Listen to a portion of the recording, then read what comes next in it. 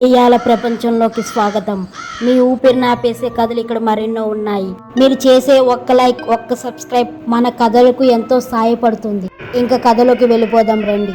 రేఖ అనే అమ్మాయి అప్పుడే బస్ దిగి అక్కడే ఉన్న బస్ స్టాప్ వద్ద నిలిచి ఉంది. అటు ఇటు చూస్తే ఎక్కడ ఏ వెహికల్ రావట్లేదు. ఎటు చూసినా ఆటోలు కూడా లేవు. అప్పటికి సమయం 10 అవుతుంది. ఎటు చూసినా చీకటి. ఆ ఊర్లో గాలి వేస్తున్న తెలియని నిశ్శబ్దం ఏదో ఉంది. ఆ గాలి శబ్దం కూడా వినిపించలేనంత నిశ్శబ్దంగా ఉంది ఆ గ్రామం. రేఖ 9 నెలలు ప్రెగ్నెంట్. అటు ఇటు చూస్తూ కంగారు పడుతూ తన చేతిలో ఉన్న హ్యాండ్ బ్యాగ్లో వాటర్ బాటిల్ తీసుకుని తన దాహం తీర్చుకుంది. ఆ వాటర్ బాటిల్ మూత పెట్టి మళ్ళీ హ్యాండ్ బ్యాగ్లో పెట్టుకుంది. ఇంకా ఏమీ చేసేది లేక రేఖ అలా నడుస్తూ వస్తూ ఉంది. ఆ నిర్మానుష్యమైన ప్రదేశంలో తను వేసే అడుగు కూడా చాలా గంభీరంగా వినిపిస్తుంది. ఆ ప్రాంతమంతా రేఖ గజ్జెల సప్పుడుతో ఊరు మొత్తం మేలుకునేంత శబ్దం వినిపిస్తుంది రేఖకు. అలా రేఖ భయపడుతూ అటు ఇటు చూస్తూ ఎదరికి వెళ్తూ ఉంది.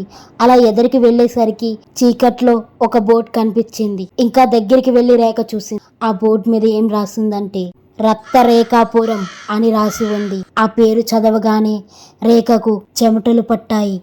ఎందుకంటే ఆ బోట్ కింద మరో పదం రాసి ఉంది. గర్భిణీ స్త్రీలు ఈ ఊరికి రాకూడదు అని రాసి ఉంది. అయినా సరే రేఖ పట్టించుకోకుండా అలా ఎదురుకు నడుస్తూ వస్తుంది. అలా ఊరి పొలిమేరులోకి చేరుకుంది.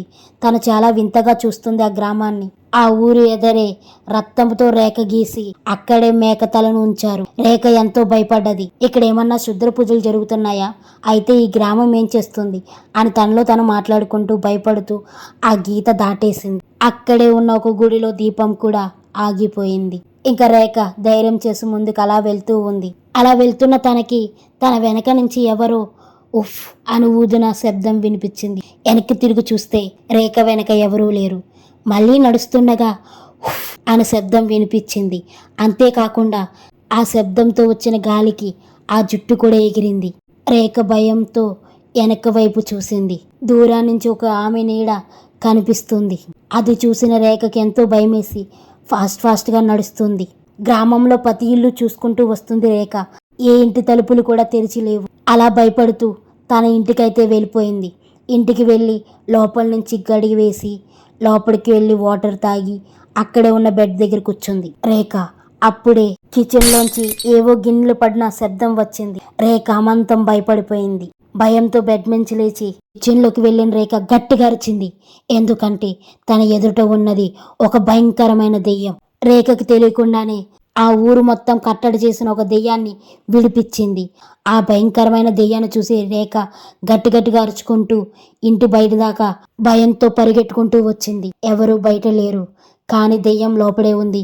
రేఖకు ఏమీ అర్థం కావట్లేదు. రేఖ ఊరి వాళ్ళని ఎంత పిలిచినా ఊరి వాళ్ళు తలుపులు తీయట్లేదు. రేఖ అరుపులకి ఊర్లో వాళ్ళందరూ పాపం ఈరోజు ఎవరు బలవపోతున్నారు ఆ దెయ్యానికి అని మాట్లాడుకుంటున్నారు ఇళ్లల్లో ఉండి. రేఖ ఎంత ప్రాధేయపడినా ఆ ఊర్లో ఉన్న ప్రతి ఇంటికి వెళ్ళి తలుపు కొడుతూనే ఉంది రేఖ. కానీ ఎవరు తలుపులు తీయట్లేదు భయంతో. అప్పుడే రేఖను తన పేరుతో ఆ దెయ్యం పిలుస్తుంది. భయంతో రేఖ కంగారుగా అటు ఇటు పరిగెడుతుంది. తన వెనక ఆ దెయ్యం నడుస్తూ వస్తుంది. అది గమనించిన రేఖ వెనక్కి తిరిగి, అసలు ఎవరు నువ్వు? నన్నెందుకు వెంపడిస్తున్నావు? నేను నీకేం అన్యాయం చేశాను అని గట్టిగా అడిగేసరికి ఆ దెయ్యం గట్టిగా నవ్వుతూ, నువ్వేం చేయలేదు, ఈ ఊరు వాళ్ళే చేశారు, నాకు చాలా అన్యాయమే చేశారు అని ఏడుస్తూ అదే నేల మీద కూర్చుని తన గతాన్ని చెప్పడం మొదలెట్టింది ఆ దెయ్యం. నా పేరు మళ్ళీ. నేను ఇదే గ్రామంలో పుట్టి పెరిగాను. ఇక్కడ ఉండే గర్భిణీ స్త్రీలంటే నాకు చాలా ఇష్టం. వాళ్ళని చాలా ప్రేమగా చూసుకుంటూ వాళ్ళ డెలివరీ టైంలో దగ్గరే ఉండి పాపను ఎత్తుకునే పనులు లాంటివి చేస్తాను. ఈ ఊరి వాళ్ళ జనాలు నన్ను తప్పుగా అర్థం చేసుకున్నారు. నేను ఎంత మంచి చేసినా సరే ఈ ఊరి జనాలు వాళ్ళ పిల్లలకి నేనేదో కీడు తలపెడుతున్నట్టు, మా ఇంట్లో శుద్ర పూజలు చేస్తున్నట్టు వాళ్ళు ఆ ఊరి సర్పంచ్కి నా గురించి చెడ్డగా చెప్పారు. ఇది విన్న సర్పంచి మా ఇంటికి వచ్చాడు. నేను అన్నం తింటుండగా నా అన్నం ప్లేట్లో కాలు పెట్టి నా జుప్పు పట్టుకుని మరీ నన్ను ఇంటి బయటికి లాక్కొచ్చాడు. ఆ ఊరి చివరున్న పొలిమేరలో నా కాలు చేతులు కట్టేసి ప్రజలందరితో నా మొహం మీద మట్టి వేయించి నన్ను రాళ్ళతో కొట్టి చంపేశారు ఈ జనాలు. అందుకే నాకు ఈ గ్రామం అంటే పగ. ఏ ఆడబిడ్డ అయినా కొడుపుతో ఉందని నాకు తెలిసిందో ఆ క్షణం నుంచే తన మరణం మొదలైంది గ్రామంలో అని గట్టిగా నవ్వుతూ గట్టిగా అరుస్తూ చెప్తుంది. అదంతా విన్న రేఖ, నిన్ను ఎప్పుడో ఏదో ఈ ఊరు చేసిందని, ఇప్పటి వరకు ఈ ఊరి జనాలను చంపుతుంది చాలు, ఇంకా ఆపేసే, నాతో ఆపేసే, నన్ను విడిచిపెట్టు, నేను ప్రాణాలతో ఉంటేనే నా బిడ్డ బతుకుతుంది, దయచేసి నన్ను వదిలే అని బతిమలాడుకుంటూ ఆ దెయ్యాన్ని ప్రేరేపిస్తుంది.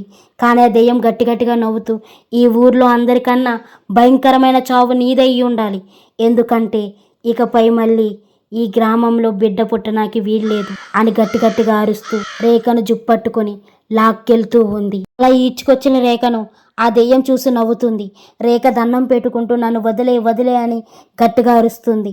కానీ గ్రామస్తులెవరూ ఇల్లు విడిచి బయటికి రావటం లేదు. ఆ రాత్రి చాలా భయంకరంగా ఉంది రేఖకు.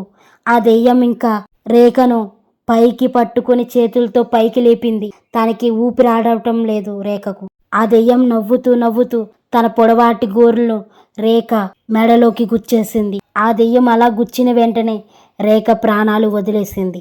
ఆ విషయం తెలిసిన దెయ్యానికి రేఖను పైనుంచి కిందకు వదిలేసింది. పొలిమేరులో చనిపోయి ఉన్న రేఖను చూసి దెయ్యం గట్టిగా నవ్వుతూ తన కొడుపును చీల్చి తన కొడుపులో ఉన్న పిండాన్ని 2 చేతుల్లో తీసుకుని అక్కడి నుంచి మాయమైపోయింది. తెల్లవారయ్యేసరికి గ్రామస్తులందరూ వచ్చి గుమ్ముకూడారు. రేఖ చనిపోయి ఉంది. రేఖ శవాన్ని చూసిన ఆ ఊరి పూజారి భయంతో అడుగు వెనక్కి వేశాడు. ఎందుకంటే అంత భయంకరంగా ఆమె మూత్రదేహం ఉంది. పూజారి గారు బాధపడుతూ, నేను వేసిన బంధనాన్ని తెంచుకుని వచ్చింది, ఇంకా ఆ దెయ్యాన్ని మనం ఆపలేము, ఈ లెక్కన ఆ దెయ్యం 10 మందిని చంపింది, ఇంకొక 3 చంపిందంటే ఆ దెయ్యం, మనం ఇంకా దెయ్యాన్ని ఎప్పటికీ అంతం చేయలేం, బంధించలేం, అంత్య 13 అవ్వకుండా చూసుకోవాలి, మన ఊరి కట్టుబాట్లు రేపటి నుంచి ఇంకా కట్టుదిట్టంగా ఉంటాయి అని ఆ ఊరు పూజారి గారు చెప్పి అక్కడి నుంచి వెళ్ళిపోయాడు. ఈ కథ అంతం కాదు, ఆరంభం ఇప్పుడే మొదలయ్యింది. ఈ కథకు పార్ట్ 2 కావాలంటే కామెంట్ చేయండి. ఇంకా భయంకరంగా ఉండబోతుంది పార్ట్ 2. మా కథలు మీకు నచ్చినట్టయితే కామెంట్ చేయడం మర్చిపోదు. మీరు చేసిన ఒక్క లైక్, ఒక్క సబ్స్క్రైబ్ మన ఛానల్ని బ్రతికిస్తుంది. మరొక కథతో మళ్ళీ కలుద్దాం స్నేహితులారా.